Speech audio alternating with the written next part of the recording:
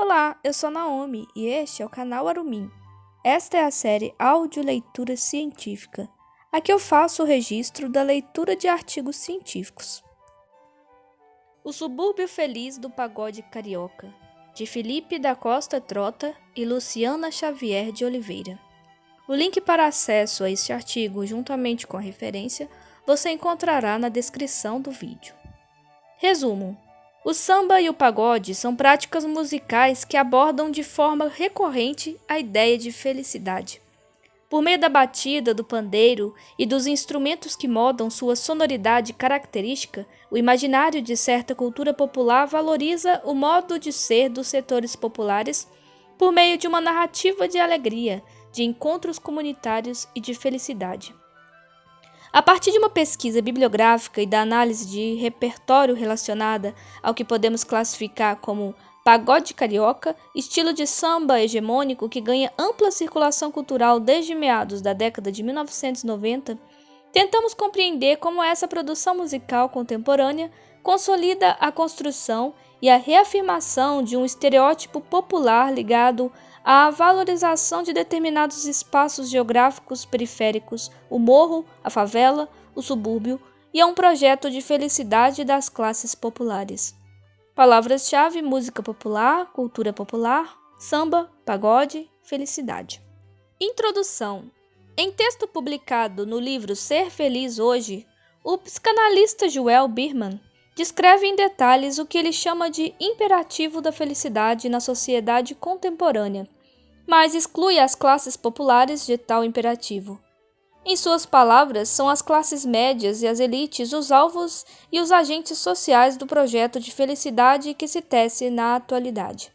Não são as classes populares, portanto, que estão aqui em foco, pois essas não se inscrevem nesse projeto. Birman, 2010, página 27. Nosso objetivo aqui é construir um contraponto a esse argumento, percorrendo narrativas musicais por meio do samba e do pagode que afirmam que há sim um projeto de felicidade que se associa às classes populares e se materializa musicalmente em certas sonoridades e ideias, estabelecendo modos de absorver e processar a poderosa ideia de felicidade, mesmo fora dos ambientes de classe média e de elite.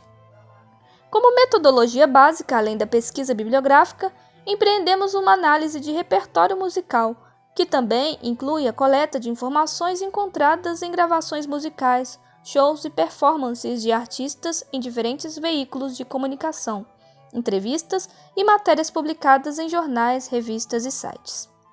Nos últimos anos, temos assistido a um crescente interesse nas práticas culturais identificadas como o universo popular. Programas de TV, filmes, exposições, coletivos urbanos, artistas e músicas circulam por diversos veículos midiáticos, acionando ideias, pensamentos e modos de existência ligados ou identificados com determinados setores populares da sociedade. Essa profusão de discursos e artefatos que mencionam o popular forma um emaranhado complexo e contraditório de elementos que falam ao mesmo tempo de diversas coisas. De um modo geral, o termo popular é vinculado a um vetor de hierarquização social que costuma desqualificar essa produção. Assim, falar em um restaurante, bairro ou carro, seguido do adjetivo popular, significa imputar ao substantivo um viés que o desqualifica. Porém, nem todos os dizeres sobre o popular reforçam essa desvalorização relativa. Diversas manifestações apresentam uma vinculação explícita com certos elementos do popular, exatamente como estratégia de valorização, positivando uma classificação notoriamente negativa. Trata-se, nesses casos, da construção de embates estéticos, éticos, comportamentais e, sobretudo, políticos, tensionando visões de mundo e assimetrias sociais através da cultura. Toda essa operação, que envolve estratégias de negativação e de positivação, se funda em certos clichês recorrentes que conectam aspectos de uma vaga cultura popular com certos artefatos de consumo. Dito de outra maneira, o popular é acionado por meio de estereótipos que são reconhecidos ou reconhecíveis como marcadores de certa posição cultural através da qual os embates serão travados. A música talvez seja um dos principais artefatos que elabora ideias sobre o popular. tanto como forma de ativação afirmativa de um ambiente sociocultural, quanto como vetor de explicitação de conflitos e enfrentamentos variados sobre tais ideias. Algumas dessas narrativas se materializam numa conexão geográfica, desenvolvendo narrativas sobre bairros e espaços que funcionam como lugares do popular. No caso específico do Rio de Janeiro, berço nacional do samba mediatizado, os debates sobre morros e subúrbio agregam forte carga emotiva de valorização da felicidade. O que estamos chamando aqui de pagode carioca, grupos de artistas que atuam no mercado desde a década de 1970, desligados do espaço institucionalizados das escolas de samba, apesar de alguns terem fortes ligações afetivas com as agremiações, pode ser considerado um estilo de samba que, com grande recorrência, constrói a ideia do popular festivo. Seu repertório narra o universo popular através de uma perspectiva francamente otimista, enaltecendo lugares, vínculos comunitários e ideias relacionadas a um modo de vida próprio. O humor, a ironia, a descontração, os vínculos étnicos e sociais são temperos de uma vida localizada na base da pirâmide social, mas ainda assim alegre e feliz. Samba, pagode e felicidade, um breve histórico. Nas últimas 2 décadas, as categorias samba e pagode passaram por mesclas e tensionamentos e participam atualmente de um contexto comum de valorização do popular pela alegria e pela felicidade. Esse processo, de certa forma, se inicia ainda durante a década de 1920, com as transformações do samba que produziram sua invenção como música nacional, Viana, 1995, Sandrone, 2001. De maneira nem sempre explícita, o samba tem sido desde então porta-voz de um grupo social que vive à margem geográfica e simbólica da sociedade oficial, funcionando como vetor de valorização dos habitantes dessas áreas e de suas práticas culturais. Majoritariamente formada por negros, os moradores de áreas periféricas da urbe encontraram no repertório do samba um manancial de ideias e pensamentos que processaram continuamente o pertencimento social e político desse amplo conjunto populacional. Canções e imaginários de valorização do morro produziram no repertório do samba um conjunto de ideias e narrativas sobre o estilo de vida popular, conferindo ao mesmo tempo uma valorização simbólica desses espaços e, em certos casos, crítica e tensionamento das condições de exclusão e segregação produzida pela hierarquia social. Emblemática na afirmação deste momento, a canção Alegria, Assis Valente e Durval Maia, afirmava que a própria invenção do samba e da batucada foi uma ação social que tinha o objetivo de produzir alegria e salvar o prazer. Assumindo os riscos de uma simplificação exagerada, podemos possivelmente afirmar que até a década de 1960, as escolas de samba funcionaram como núcleos agregadores da prática do samba, nos quais os vínculos comunitários em torno da música se conectavam a atividades de organização da festa, o desfile, numa simbiose eficiente e permeada pela alegria dos encontros e do compartilhamento de ideias. Durante as décadas de 1960 e 1970, contudo, as escolas vão se profissionalizando e a atividade do desfile se torna a cada ano mais lucrativa para as agremiações, para a Prefeitura do Rio de Janeiro, para a economia carioca e para a iniciante televisão. Aos poucos, os desfiles das escolas de samba se transformam em espetáculo altamente lucrativo, alterando suas características de festa popular comunitária. Cavalcante, 1994, página 52. Com isso, o espaço da escola de samba vai gradativamente deixando de ser um lugar de sambas e rodas para se voltar exclusivamente para a competição carnavalesca, e os sambistas fundadores vão sendo preteridos em eleições para diretorias, em escolhas de sambas enredo e principalmente nas instâncias de poder da escola.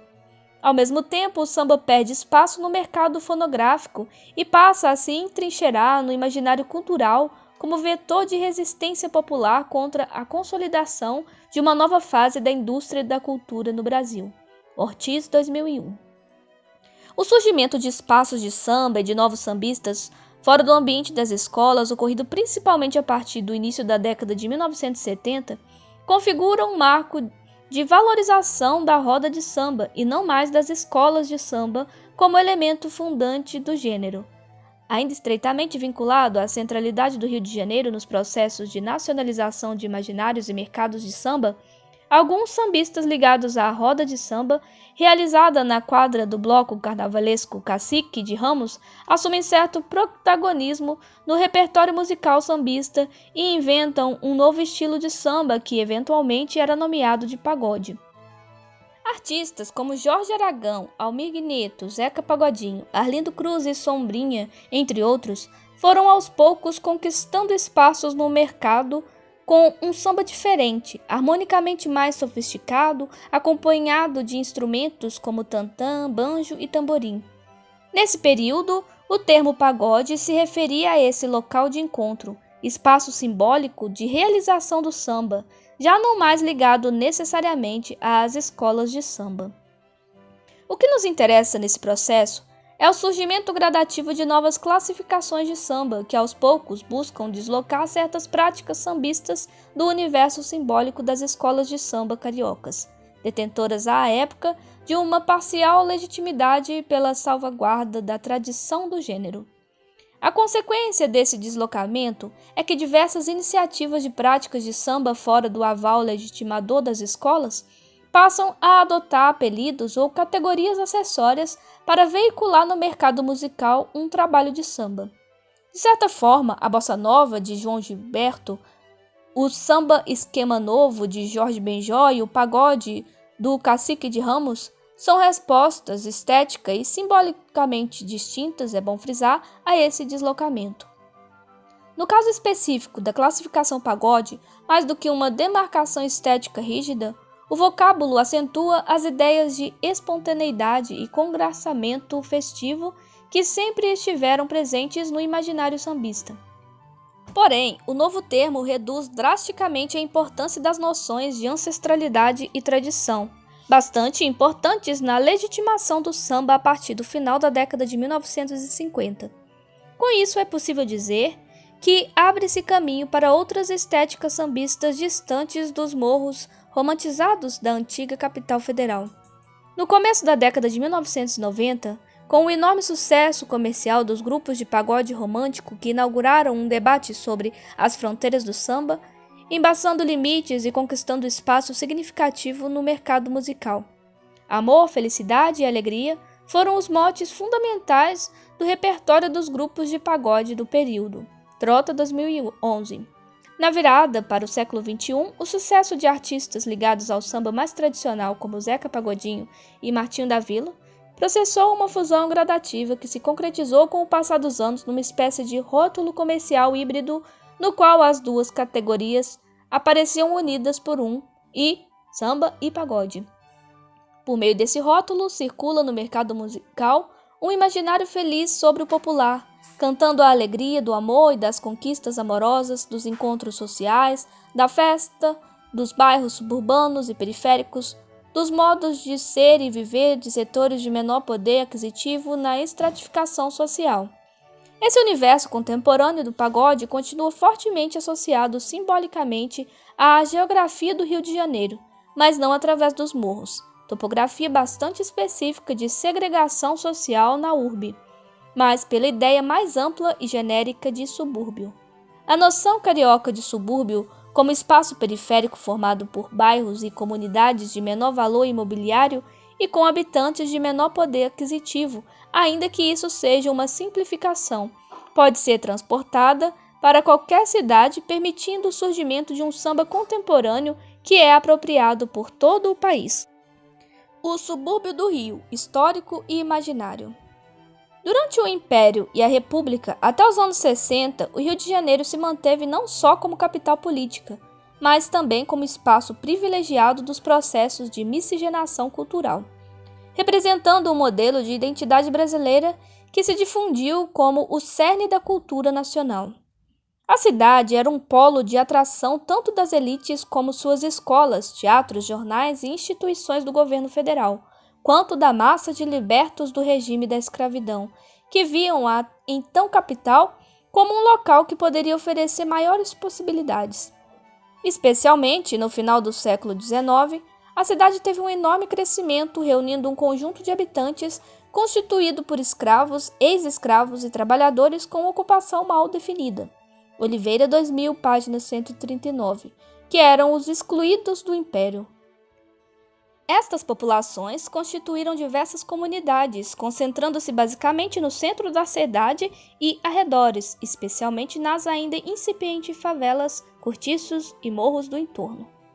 Nesses locais, o samba carioca começa a ser gestado tanto como movimento cultural da população de menor poder aquisitivo, quanto como ponto de encontro entre intelectuais e jornalistas com compositores desses estratos.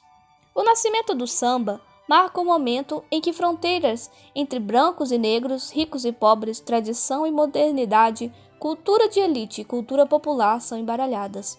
O surgimento de novos padrões para a cultura urbana carioca tensionava noções de progresso e atraso, nacional e estrangeiro, autêntico e cooptado, gerando uma série de conflitos em torno das diferentes apreensões do popular na cidade.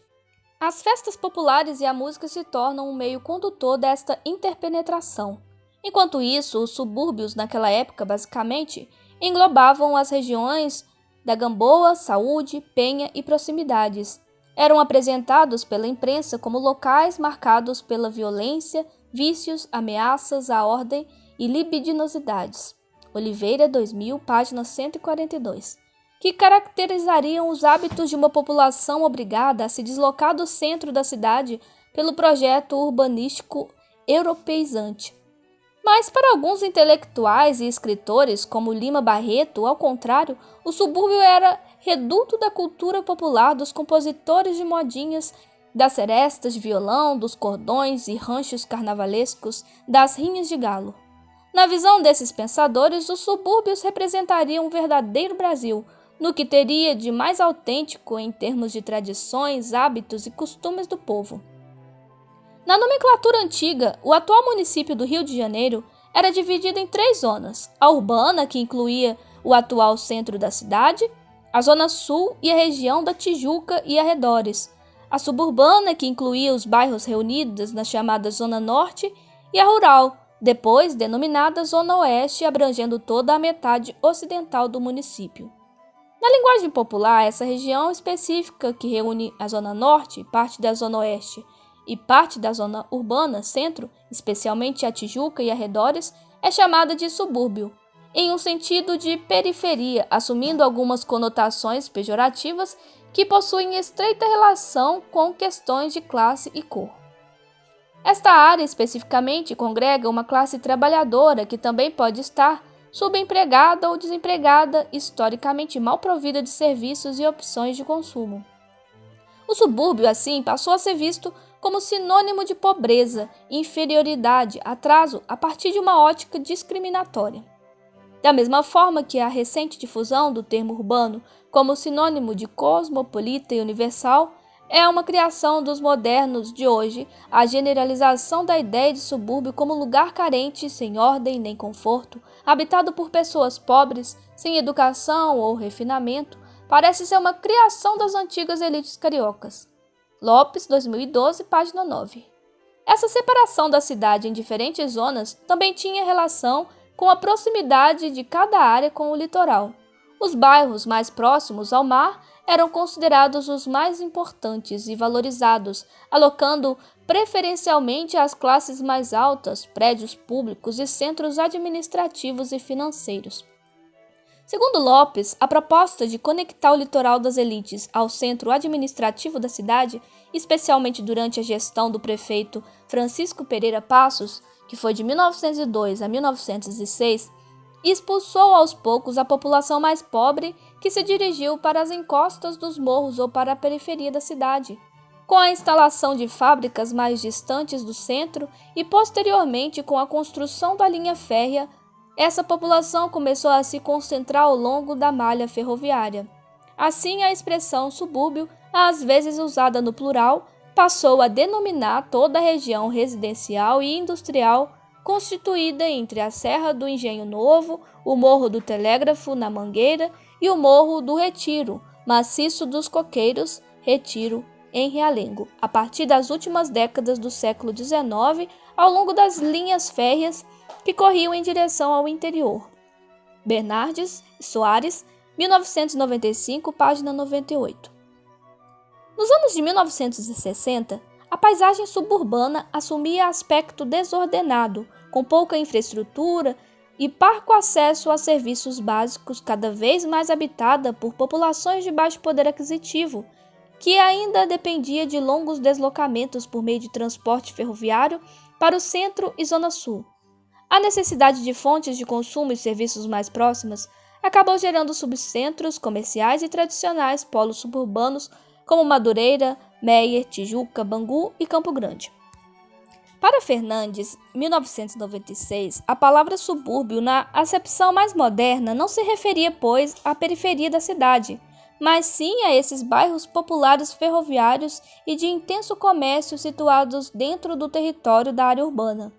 Nesse período, o Rio passou por novas mudanças no espaço urbano. O governo Lacerda empreendeu projetos polêmicos como a remoção das favelas da Zona Sul e a construção de conjuntos populares nos subúrbios da Zona Oeste. Uma das marcas da urbanização do Rio de Janeiro são as muitas favelas nos morros localizados no coração da Zona Sul, e a desocupação dessas áreas nobres interessava ao capital imobiliário e a expansão da construção civil, favorecendo investimentos lucrativos e especulação. Havia também uma pressão por parte das classes médias em nome de um progresso e bem-estar, e a remoção de favelas se tornou demanda de ordem pública. O deslocamento da população foi acompanhado também por um alargamento da malha viária, a abertura de túneis como o Santa Bárbara ligando o bairro do Catumbi a Laranjeiras e o túnel Rebouças conectando o Rio Comprido à Lagoa, a construção de viadutos e o aumento da oferta de transporte rodoviário contribuíram para uma ligação mais efetiva entre zonas norte e sul. O rodoviarismo resultante do modelo desenvolvimentista adotado pelo país exigia vias expressas mais rápidas. Mota 2000, página 89. O crescimento da área metropolitana carioca acabou sendo ocasionado muito mais pela própria expansão dos subúrbios e também da zona rural, que inclui desde o Deodoro até Santa Cruz, passando por Campo dos Afonsos até Sepetiba, do que pela expansão da zona central. O que foi motivado pelo crescimento populacional, causado pelo intenso êxodo rural, que no século XX contribuiu para o crescimento desordenado da população urbana e suburbana. Hoje, a oposição subúrbio versus Zona Sul é marcante e de domínio público para cariocas, demarcando um espaço que fica compreendido na parte norte da cidade e principalmente engloba os bairros cortados pelas linhas férreas da Central do Brasil e da Leopoldina. Souza, 2003, página 98. Ao mesmo tempo, além de categoria geográfica, o subúrbio também é uma categoria social, sinônimo de pobreza, mau gosto, cafonice. Por outro lado, o subúrbio representaria a união do rural e do urbano na idealização de um lugar onde as relações pessoais, comunitárias e as tradições seriam mais fortes. Souza, 2003, página 99. Na definição de uma identidade suburbana, podem ser ressaltados atributos específicos como maior comunicação interpessoal, mais solidariedade e mais proximidade nas relações de vizinhança e amizade. A vida social comunitária no subúrbio, pois, seria caracterizada hoje em dia por uma maior qualidade e intensidade das relações sociais. No lugar de estereótipos como ingenuidade, anacronismo, provincianismo, o subúrbio começa a ser percebido fonte de novas linguagens, estéticas, modas e estratégias de sobrevivência, definindo outras fronteiras para além da demarcação geográfica. Pode ser percebido também, enfim, como um lugar de gente feliz. O lugar do popular feliz. A narrativa de felicidade no samba e no pagode passa inevitavelmente pela apologia de espaços de afirmação de vínculos comunitários e por locais físicos e simbólicos de realização musical. Podemos afirmar que, desde sua formação, o repertório do samba sempre foi pródigo em criar canções que afirmavam os bairros e morros como espaços de samba, de comunidade e alegria. Lugares específicos como Mangueira, Estácio, Serrinha, Praça 11, Lapa, Portela, exaltados em dezenas de letras de canções, formaram uma espécie de circuito simbólico de realização do samba, relacionado ao encontro de sambistas. Essa exaltação tem uma forte referência no contexto do carnaval e das escolas de samba, com seus espaços físicos, bairros e morros, mas se estende a outros espaços de samba. O que está em jogo em todas essas manifestações idealizadas de lugares é a afirmação de uma continuidade entre a alegria da prática do samba e os locais onde essa prática ocorre. Em muitos exemplos, os bairros e lugares, para além das rodas, assumem função moral decisiva nas experiências individuais e de sociabilidade dos moradores cantores. É como se, de alguma forma, a vivência comunitária dos bairros e morros moldasse um modo de ser popular que será ratificado e exaltado em canções, rodas e encontros festivos. Um exemplo bastante contundente desse imaginário é a canção Meu Nome é Favela, de Rafael Delgado, e gravada por Arlindo Cruz, na qual são enumeradas algumas características que estabelecem a identidade do personagem autodefinido como suburbano nato. Eu sempre fui assim mesmo, firmeza total e pureza no coração. É tão normal me ver tomando cerveja, calçando chinelo num bar. Não dá para evitar bate-papo informal quando saio para comprar pão. Falar de futebol e do que está rolando de novo na televisão, suburbano nato, com muito orgulho. Mostro no sorriso o nosso clima de subúrbio. O conjunto de elementos que fundem a identidade pessoal com o modo de ser popular do autor é construído em torno de estereótipos de bem-estar comunitário e em práticas de sociabilidade de bairro. É a conversa sobre temas do cotidiano, com destaque para o futebol e a TV, é um hábito cultural de vestuário e descontração, o chinelo, um ambiente de encontros, o bar, e uma disposição moral retilínea, firmeza total, que moldam o clima, manifesto na alegria do sorriso e no orgulho do subúrbio. Não deixa de ser relevante nessa canção a proposta de indissociação simbólica entre favela e subúrbio, apropriados como espaços periféricos de existência do popular por meio desses estereótipos comunitários e de conduta. Evidentemente, tal proposta não pode ser generalizada, pois há diversas outras narrativas que estabelecem distinções substantivas entre os modos de ser do popular residente das favelas, nas periferias e no subúrbio. Trata-se, ao nosso ver, de uma manifestação que tem muito a ver com a geografia da segregação social na cidade do Rio de Janeiro, em sua zona norte, onde as favelas localizadas nos morros dos bairros de menor valorização imobiliária, mais afastados das praias oceânicas e do centro da cidade, apresentam certa continuidade simbólica e cotidiana com o asfalto. Arlindo Cruz é um sambista cuja perspectiva de subúrbio está estreitamente relacionada com o bairro de Madureira, local de grande concentração comercial, o Mercadão de Madureira, de um morro-favela de grande visibilidade, Serrinha, e de duas escolas de samba consagradas, Portela e Império Serrano. No samba Meu Lugar, parceria sua com Mauro Diniz, e uma das canções mais conhecidas do repertório de Arlindo, o bairro é exaltado de forma explícita novamente com o acionamento de certos estereótipos, como a cerveja, um pagode em cada esquina, ginga no andar, sorriso, paz e prazer. Esse tipo de narrativa de valorização ética de um lugar popular que se transpõe dos bairros e morros e pode ser relocalizada em qualquer espaço transcendendo a geografia carioca. Um exemplo interessante desse processo é a canção Terra Prometida, gravada pelo grupo de pagode Negritude Júnior, na qual o local de formação moral comunitária é o conjunto habitacional popular de Carapicuíba, a Coab, na Grande São Paulo, lugar que narra ainda o mito de origem da fundação do próprio grupo. Lá na Coab, aprendi o que é a vida, doce lar, terra querida.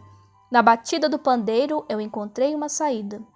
Numa espécie de fusão entre o imaginário da formação do grupo, que encontra uma profissão através da música, com o aprendizado ético e comunitário do conjunto habitacional, a canção narra uma vivência do popular a partir do samba, que fornece ensinamentos, sociabilidade e, no caso, viabilidade econômica.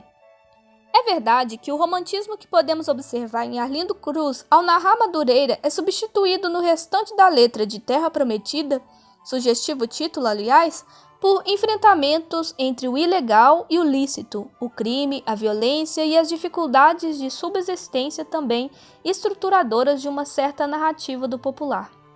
Em comum entre as duas, há uma identificação estreita entre o lugar, um conjunto de disposições, para empregar uma linguagem bordesiana, afetivas, éticas e estéticas e a batida do pandeiro. Seria possível arrolar aqui dezenas de exemplos que navegam por esse campo semântico, associando uma ideia de alegria e felicidade a determinados lugares físicos, que por sua vez são atravessados de alguma forma pelo samba. Apenas para ilustrar a contundência dessa linha argumentativa, vale a pena observarmos a letra da canção Suburbano Feliz de Barbeirinho do Jacarezinho, Luiz Grande e Marquinhos Diniz, gravada pelo grupo Toque de Prima. Eu me sinto feliz em ser suburbano. A nossa convivência é respeito e decência com calor humano. Todo fim de semana curtindo a pelada, com muito pagode e cerveja gelada. Não tem trairagem, é só camaradagem entre a rapaziada. O subúrbio dá show em convívio social. O subúrbio é, fale quem quiser, um lugar maneiro para se morar. Mesmo que eu fique rico, compadre, eu nunca saio de lá. Novamente no exemplo do Toque de Prima, a identidade suburbana é vetor de felicidade que, por sua vez, está atrelada a uma espécie de convivência comunitária, a eventos coletivos de sociabilidade que instauram o convívio social suburbano. Mas seria insuficiente observar a construção de um imaginário de felicidade associado a uma narrativa do popular a partir da valorização de lugares periféricos somente a partir da dimensão verbal de algumas letras. A conexão do pagode ao samba no mercado musical das últimas 2 décadas se materializa sonoramente na batida do samba e em seus marcos sonoros identificadores. E, por extensão, os significados e matizes de uma valorização da felicidade popular são processados também em sonoridades específicas do samba e do pagode atuais, que estabelecem o próprio gênero como um dos elementos estereotipados mais fortes de ligação entre o popular e a felicidade. As sonoridades da felicidade popular. A sonoridade é um dos elementos mais audíveis da prática musical. Antes mesmo da identificação de um padrão rítmico ou de clichês harmônicos, melódicos ou temáticos, o resultado acústico da combinação entre os instrumentos e a performance vocal institui um universo simbólico e estabelece conexões com repertórios e gêneros musicais. Com o samba, evidentemente, isso não é diferente. O som do cavaquinho, do pandeiro, do tamborim, do violão e do surdo configura uma identificação imediata não somente com determinados repertórios, mas também com um histórico temporal e uma série de simbologias associadas ao samba. Porém, se é verdade que essa sonoridade básica de identificação do samba fornece elementos de reconhecimento do gênero e seus imaginários, não se pode negar que desde o princípio da fonografia nacional, o samba vem sendo registrado com inúmeras combinações instrumentais. Dependendo da época, do estilo do cantor ou do arranjador, as variações instrumentais do samba articulam negociações com essas simbologias, digamos, estruturais mais básicas de seu reconhecimento. A aproximação com o choro nos arranjos de banda de Pixinguinha da década de 1930 ou os arranjos orquestrais de Radamés Gnatali na década de 1940 estabelecem estratégias sonoras e simbólicas distintas para os sambas gravados. Da mesma forma, a neutralização das polirritmias e a suavização da interpretação vocal de João Gilberto no final da década de 1950 guarda profundas diferenças estilísticas com o estilo vocal rasgado e a complexidade rítmica das gravações de Zé Cat no início dos anos 1960. A sonoridade dos arranjos de samba oscilam propositalmente entre a busca por uma proximidade acústica com gêneros prestigiados como o jazz e a música clássica, e a reafirmação da espontaneidade e da roda de samba como locus do imaginário popular e subalterno através de uma sonoridade mais rústica e polirrítmica. No primeiro caso, o uso de instrumentos como o saxofone, o piano, o contrabaixo acústico, os naipes de sopros e a bateria pautam esse imaginário mais sofisticado. Do outro lado, vocalizações rasgadas e roucas, acompanhadas de muitos instrumentos de percussão e de um ou mais cavaquinhos predominantes, estabelecem uma forte ligação com as ideias de autenticidade e espontaneidade. Mas é claro que não podemos cindir o amplo universo das sonoridades das gravações de samba a dois polos antagônicos. Uma enorme variedade de combinações sonoras preenche o espaço entre esses dois paradigmas de forma bastante complexa, construindo significados e interpretações menos evidentes e mais contraditórias. O surgimento do pagode romântico no início da década de 1990 teve como marco uma negociação de sonoridades que buscava eliminar parte das polirritmias do samba com o objetivo de produzir uma música mais limpa e mais direta. Trota 2011. No decorrer da década, contudo, misturas variadas conduziram a diversas sínteses sonoras que se materializaram na condensação da categoria samba e pagode, na qual vetores sonoros bastante empregados pelos artistas que saíram da roda do Cacique de Ramos se consolidaram como hegemônicos. Parte dessa síntese tem relação com o enorme sucesso comercial de Zeca Pagodinho, principal expoente do samba há quase 2 décadas e estreitamente ligado ao contexto do cacique. Mas a aproximação da sonoridade de grupos surgidos na década de 1990, como o Exalta Samba, Só Pra Contrariar e Revelação, com as propostas estéticas e sonoras do fundo de quintal, estabelece um terreno comum de desenvolvimento de uma sonoridade sambista no início do século XXI. Composta de uma elaboração polirrítmica complexa, com uma ênfase bastante acentuada no cavaquinho ou no banjo, no pandeiro, quase sempre de nylon e não de lona, no tantã, reco-reco, baixo e bateria, o pagode sambista contemporâneo manifesta de modo muito evidente uma narrativa festiva que exalta o próprio samba e a alegria dos encontros em torno do gênero. O que gostaríamos de sublinhar aqui é que essa sonoridade atravessa diversos artistas como encarnação acústica de uma ideia de alegria. Nem sempre a felicidade está explícita na letra das canções, mas a valorização de ambientes de encontro movidos à festa, à cerveja e a pagode é um terreno comum que percorre as obras de quase todos os artistas identificados com o samba e com o pagode. Um dos mais proeminentes sambistas no mercado atual é o paulista Tiaguinho, ex-cantor do grupo Exalta Samba, que lançou em 2013 seu primeiro trabalho solo, intitulado sugestivamente Ousadia e Alegria. Em 2014, a canção Caraca Moleque, faixa de abertura do seu segundo disco intitulado Outro Dia, Outra História, integra a trilha sonora da telenovela Geração Brasil Rede Globo 2014, sonorizando o núcleo pobre da trama. Vamos à letra. Caraca, moleque, que dia, que é isso? Põe um pagodinho só pra relaxar. Sol, praia, biquíni, gandaia. Abre uma bengala só pra refrescar. Tô com saúde, tô com dinheiro, graças a Deus. E aos meus guerreiros tá tudo armado. Vou pro estouro. Hoje eu tô naquele pique de moleque doido. A sonoridade de Caraca, moleque é formada basicamente por cavaquinho, violão, bateria, teclado, baixo, pandeiro e cuíca. A base animada da levada do acompanhamento ressoa na interpretação de Tiaguinho, que canta sempre com um sorriso no rosto, acompanhado por um coro que reforça as partes principais do refrão, entoado no médio agudo, com acentuação nas vogais abertas da primeira palavra da letra. A gíria caraca, o estado de espírito efusivo descrito na letra, adquire assim uma expressão sonora que tem relação com a estrutura entoativa da letra, com a performance risonha do cantor e com o som do pagodinho que matiza a alegria e a situação confortável descrita na canção. Todo esse conjunto sonoro forma um ambiente coerente de afirmação de um estado de felicidade intensa, atravessado pela identificação com o contexto da cultura popular urbana, presente nas gírias, nos artefatos de diversão, cerveja, praia, sociabilidade e pagodinho, e, sobretudo, na sonoridade do samba. Para terminar, a música e a felicidade popular. A cultura popular é uma categoria espinhosa. De certo modo, falar em conjunto de práticas culturais, qualificando-o com o adjetivo popular, necessariamente impõe a ideia de que tais práticas correspondem a lógicas, estéticas e visões de mundo específicas e que se diferenciam de uma outra cultura não popular. Chartier, 1995.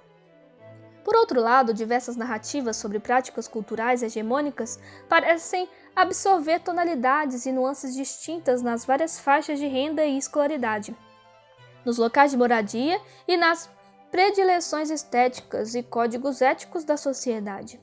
Seguindo esse raciocínio, é quase sempre aconselhável buscar interpretações para os fenômenos sociais com a cautela de circunscrever tais conclusões a determinados setores da sociedade, evitando generalizações. Porém, no mundo contemporâneo, os intensos fluxos culturais promovidos por um conjunto de artefatos tecnológicos colocam a cultura em trânsito constante. E não seria muito exagerado dizer que uma das práticas culturais com maior capacidade de circulação entre lugares, classes sociais e tempos históricos é a música. Pensar a sociedade por meio da música nos coloca na difícil situação de tentar entender a especificidade da apropriação que os variados grupos sociais fazem dos repertórios que circulam em larga ou pequena escala e, ao mesmo tempo, interpretar as infindáveis frestas que estabelecem continuamente contatos entre diversos grupos sociais e musicais.